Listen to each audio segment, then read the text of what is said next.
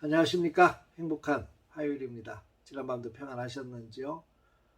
밤새 천둥 번개도 치고 바람도 많이 불고 비도 많이 내렸습니다. 지금도 여전히 비는 내리고 있는데 농작물 피해가 없기를 바랍니다. 오늘도 주님 바라보며 믿음으로 잘 달려가는 우리 귀한 날 되시기를 바랍니다. 오늘은 창세기 27장의 말씀을 통해서 하나님의 방법으로 복을 받아야 합니다 라는 주제로 함께 은혜를 나누도록 하겠습니다. 오늘 본문의 이야기는 좀 황당한 이야기가 기록이 되어 있죠. 야곱이 어머니 리브가와 짜고 이삭을 속여서 에서가 받아야 될 축복을 가로치는 사기극이 기록이 되어 있습니다. 에서인지 야곱인지를 확인하는 이삭의 모습을 보게 되죠. 노안이 와서 눈으로 이게 확인이 잘 안 되니까 목소리로 들었는데 목소리는 틀림없이 야곱인데 손을 만져보니까 털이 복실복실한 게 형 에서인 거지요. 묻습니다. 너 누구냐? 물었더니 에서입니다 라고 대답을 해요. 속여 먹은 거죠. 이리 와봐라. 그리고 팔을 내밀었는데 양 털을 이렇게 붙여가지고 에서처럼 꾸민 것에 또 이삭은 쏘가 넘어갑니다. 별미를 만들어 가지고 오라. 사냥하러 내보냈는데 금세 요리를 가지고 오니까 어떻게 빨리 잡았느냐 라고 했더니 하나님께서 나로 순조롭게 만나게 하셔서 빨리 사냥할 수 있었습니다 라고 또 거짓말을 해요. 결국 거짓말로 이삭을 속이고 하나님의 축복을 받은 사람이 이 야곱입니다. 인간적인 욕심으로 얼룩져 있는 참 부끄러운 모습들이죠. 이 축복을 차지하기 위해서 꼼수를 부리고 거짓말을 하는 속이는 모습을 봅니다. 하나를 속이기 위해서는 또 다른 거짓말을 계속해서 이어가야 되고요. 또 그러다 보니까 하나님의 이름까지 팔아먹습니다. 하나님이 순조롭게 만나게 하셔서 라고 또 거짓말을 하죠. 아버지의 축복을 받기 위해서 태연히 거짓말을 하는 뻔뻔스러운 모습이 야곱의 모습이었습니다. 근데 이런 거짓말에 대해서 이삭에게 축복은 받았지만 거짓말에 대한 대가를 아주 단단하게 지불을 합니다. 그 후 험악한 세월을 보냈고 다른 사람들에게 또 쏟기 때문입니다. 범피하면 곧 만난다는 이야기 있죠. 거짓의 천재 외삼촌 라반을 만나서 20년 동안 결국 종살이하면서 굉장히 고통을 당합니다.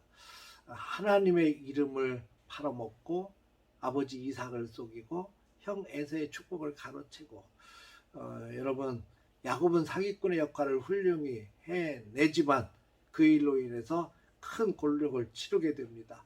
가정이 해체가 되는 아픔을 겪게 됩니다. 집을 떠나서 삼촌 라반의 집으로 도망을 가게 되고 그 이후로 20년 동안 리브가를 만나지 못했고 결국 그 사이에 리브가 어머니는 죽은 것 같아요. 그 어머니의 마지막 만남이 바로 그때였고요. 형 에서는 20년 동안요. 동생 야곱만 생각하면 화가 나서 견딜 수 없었고 죽여버리겠다고 말이죠. 그 가슴속에 분노를 가지고 20년 동안 살아야 됐습니다. 이게 얼마나 가슴 아픈 가정사이냐고요. 리브가가 야곱과 더불어 목적을 위해서 수단과 방법을 가리지 않은 이 일 때문에 야곱과 에서는 철천지 원수가 되고 꼼수로 인해서 가정에 큰 아픔을 겪게 되는 그런 모습들, 우리 성도들의 모습은 아니기를 바랍니다.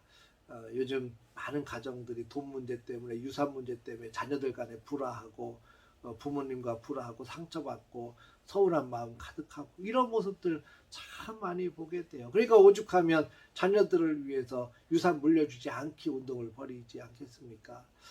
사랑하는 성도 여러분, 우리는 하나님의 복을 받아야 합니다. 그러나 꼼수가 아닌 하나님의 방법대로 복을 받아야 합니다.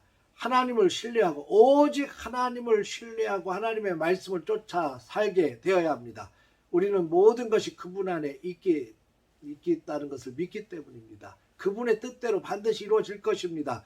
우리에게 필요한 것은 온전한 믿음입니다. 잠언에는 어떤 길은 사람이 보기에 바르나 필경은 사망의 길이니라 라고 말씀합니다. 막 우리가 붙들고 있는 꼼수는 어쩌면 하나님의 복을 받는 것 같지만 사실은 하나님의 복과는 멀죠. 또 사람의 행위가 자기 보기에는 모두 정직하여도 여호와는 마음을 감찰하시느니라. 그 속이는 것까지 하나님은 다 알고 계신다는 거죠. 우리는 우리가 가는 길에 늘 이 길이 바른 길인지 하나님이 기뻐하시는 길인지 하나님의 방법인지 우리는 보아야 합니다. 성경에서 벗어난 방법은 아닌가 한번 분명히 우리는 점검할 필요가 있습니다. 주님의 이름을 걸고 다 하나님의 영광을 위해서 하는 거야.